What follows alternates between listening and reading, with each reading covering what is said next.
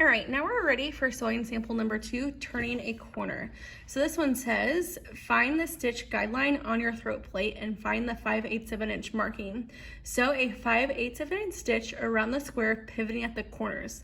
The reminder is pivoting means leaving your needle in your fabric and lifting your presser foot and rotating your fabric.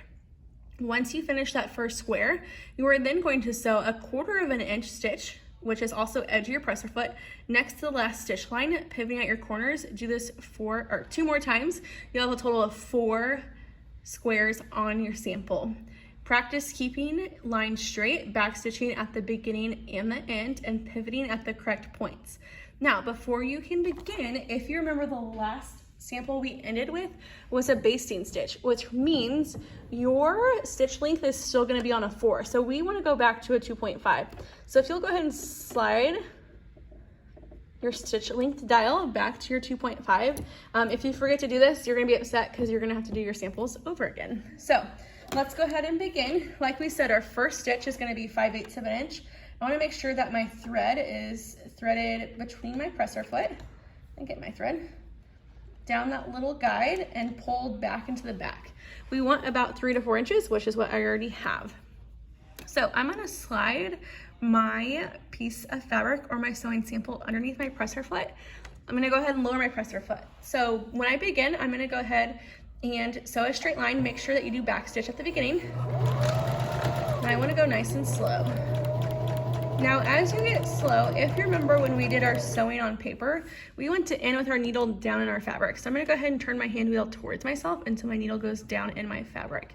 Once your needle is down in your fabric, you're gonna go ahead and lift your presser foot and rotate your fabric.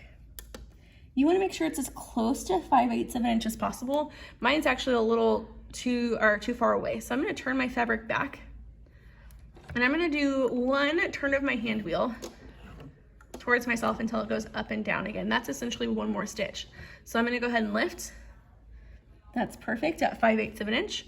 I'm gonna lower my presser foot. Now while I'm here, to make good use of my time, I'm gonna go ahead and trim my threads off because we do not want those threads on there. So my front and my back. All right, now we're gonna go straight down again, nice and slow.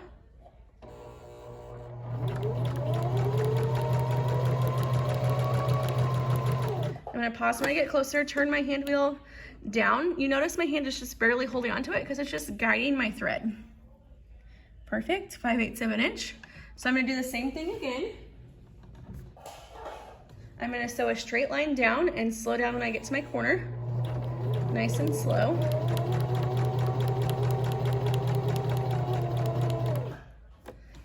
My needle is up, so I'm gonna turn my hand wheel until it goes down again, and I'm gonna lift it up. If for some reason you are to go too far, which this one is maybe a stitch too far, you can backstitch. So I'm gonna hold my backstitch button, which you can't really see, but I'm gonna hold it down and backstitch 1 stitch. Okay, my needle is down, so I'm gonna lift it, rotate it, and turn it. And then I'm gonna go all the way down to here and backstitch. So go forward.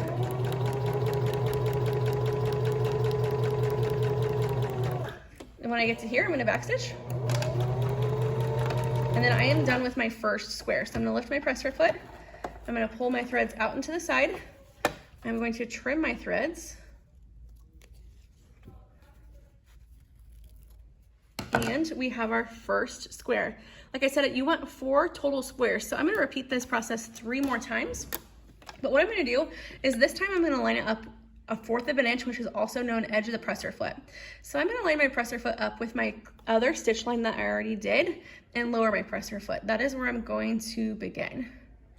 Okay, so you can see that my presser foot is in line with my previous stitch. I'm gonna go ahead and turn my needle so my fabric or my needle goes down in my fabric, and I'm just gonna begin.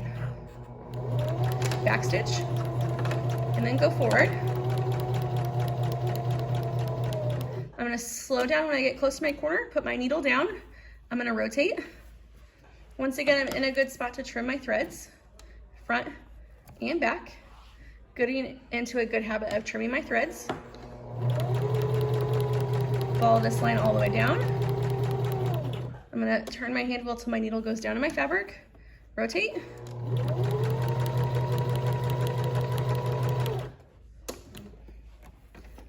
Rotate.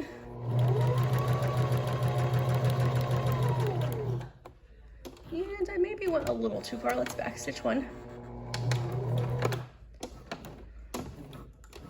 All right, and then we're good for this one. Now you will notice my lines do not match up perfectly here, and that's okay. I'm gonna go ahead and trim this off, top and bottom.